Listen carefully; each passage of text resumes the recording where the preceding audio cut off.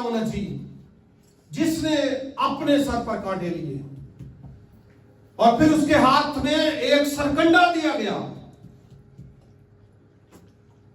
सरकंडा जो आमतौर पर यर्दन के किनारे उगता था, वहां से वो इसको लाए। कदीम दौर से ही जो बादशाह होते थे, उनके हाथ में एक डंडा, असा, सेप्टर हुआ करता था। जब आप वीडियोस में देखें तो कदीम बादशाहों को देखें तो उनके हाथ में अक्सर आप एक डंडा देखेंगे। बादशाह अक्सर डंडा हाथ में लेते थे, राइट हैंड में उनके एक डंडा हुआ करता था। तो ये सरकंडा उतना पावरफुल तो नहीं था, लेकिन उन्होंने खुदावंद यीशु मसीह को ये दिया। अब यहां पे और जो चीजें दी गई थी, वो बातें आप गौर से सुने।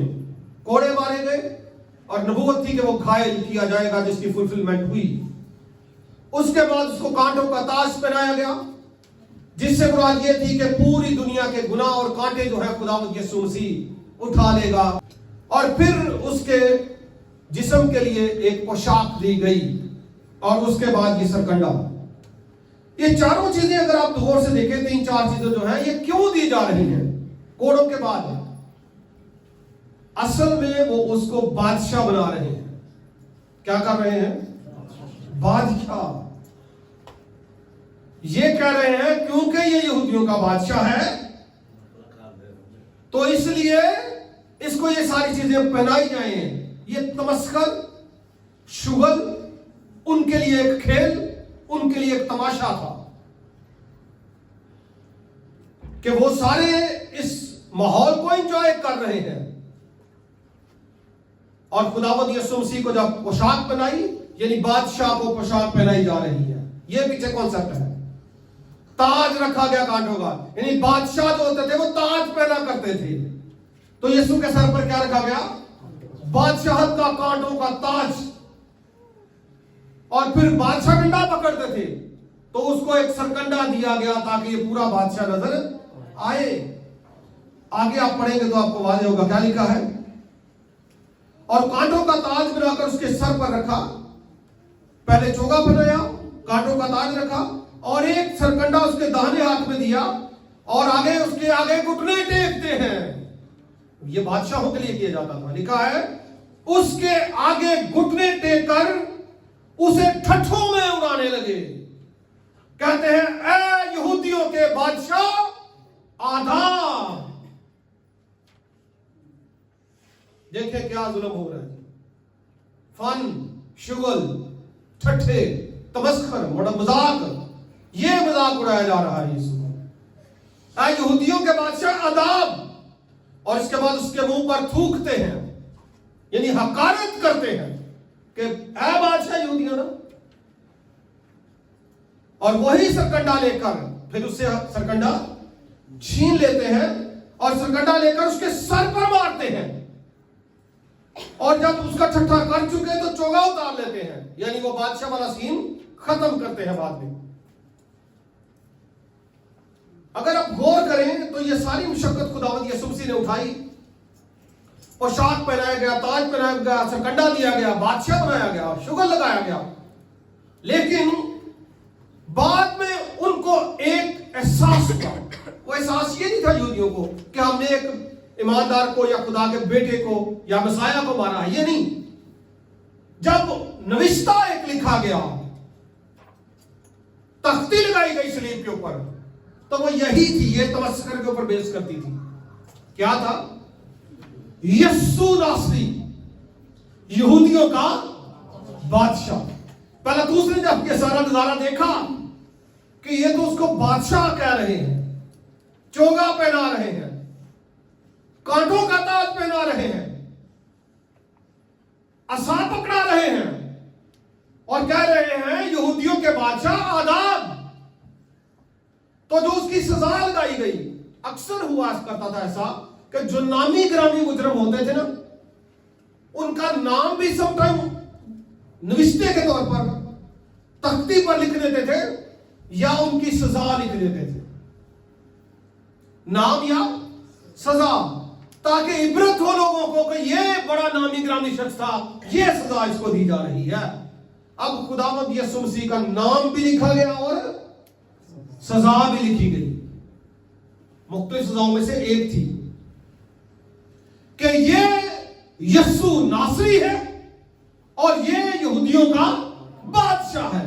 अगर आप गौर से पढ़े आगे जाके तो बाद में ये लोग पिलातुस के पास आए, दौड़े दौड़े आए और कहने लगे कि ये जो लिखा है यीशु नासरी ये तो ठीक है, आगे बादशाह लिखा है ये भी ठीक है, लेकिन ये जो लिखा ना यहूदियों का, इनू कट दे। यरूशलेम से तो बड़ा रश लगा, सुबह तो शाम तक लोगों ने देखना, दूरों दूरों लोगों ने आना, फसा को सेलिब्रेट करने के लिए लोग आए हुए हैं। और जब ये नविश्ता पढ़ेंगे तो वो क्या सोचेंगे? कुछ तो गैर यहूदी भी होते हैं ना, क्या सोचेंगे वो ये सोचेंगे ये तो यहूदियों का बादशाह है जिसको मारा जा रहा है। तो वो आते हैं और कहते हैं कि हाकिम ऐसा कर कि ये नविश्ता तब्दील कर दे। लेकिन हाकिम क्या कहता है? अब जो मैंने लिख दिया सो लिख दिया। वो ना सिर्फ यहूदियों का बादशाह था बल्कि उसकी रंग और पोशाक पर यह लिखा है कि बादशाहों का बादशाह और खुदावंदों का खुदा। हालेलुया। मेरा और आपका यीशु अजीम बादशाह। उसने कहा ये नहीं अब मिट सकता। मजाक उड़ाने वालों को यह समझ आ गई कि ये तो वाकई ही बादशाह है और खुदावंद यीशु मसीह एक अजीम बादशाह है। अजीजों, वो जमाना जब खुदावंद यीशु मसीह ने हमारे लिए मार खाई, आज हमने सीखा वो जो हम नहीं कर सकते थे वो उसने किया। कुछ काम है जो हमें करने चाहिए, लेकिन जो नहीं कर सकते थे वो तो उसने किए। क्यों जी? इंसान कुर्बान होता तब जब रास्त होता, पाक होता, तो पाक तो है ही कोई नहीं था, तो वो फिर उसने करना था कि नहीं? वो फिर आया पाक और रास्त और नेक, फिर उसकी कुर्बानी हुई।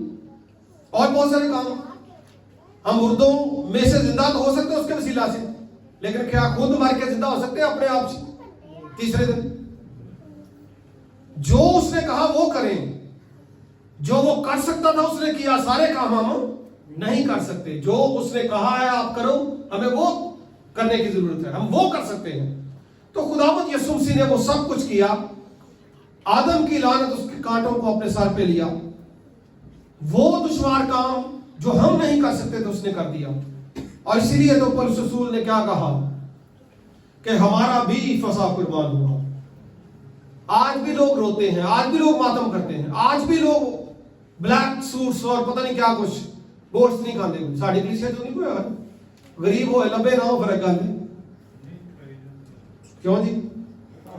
खा रहे हो कि नहीं? जी गोश्त नहीं खाना, चलो जो भी है, कई नहीं ना खाते गोश्त नहीं खाना, कई कहते हैं ना शराब नहीं पीनी। इन्होंने दिनों च गौर ना सुने हुए गल, इन्होंने दिनों च गोश्त नहीं खाना, शराब पीनी। या तो फिर तुम इंज करो ना, गोश्त नहीं खाना तो गरीब को जाओ, चलो वो तो खाए ना। कलाम की तो वैसी तालीम ये है एक दूसरे का ख्याल रखो। तो ये कोई भी बेसलास तालीम है। हम ये सारा कुछ नहीं कर सकते थे, इसीलिए तो उसने कर दिया। क्यों जी? हमारी मुशक्कतें, हमारी दुश्वारियां, हमारे कांटे, हमारे हिस्से के कोड़े, हमारे हिस्से की मार तो उसने खा ली। हमें क्या करना है? खुदावंद यीशु मसीह पर ईमान लाना है। जो वो बात करता है वो पूरी करनी है, जो कलाम में लिखी है, हवाई बात नहीं। जो कलाम में लिखी है उस बात पर क्या करना है? अमल करना है। ये खुदावंद यीशु मसीह की तालीम है। और अब हमें किसी बकरे की कुर्बानी की, किसी मुशक्कत की जरूरत नहीं है। अगर होती सचमुच किसी मुश्किल की जरूरत होती तो फिर हमारे सर पे जब कांटे पता आ जाता ना, ऐसे दबांदा को तो फाड़ेंगे हैं, पता चल जाना है। लेकिन वो तो हमें जरूरत ही नहीं है, किसी किस्म की कोई जरूरत नहीं है। इसीलिए पौलुस रसूल कहता है कि हमारा भी फसा कुर्बान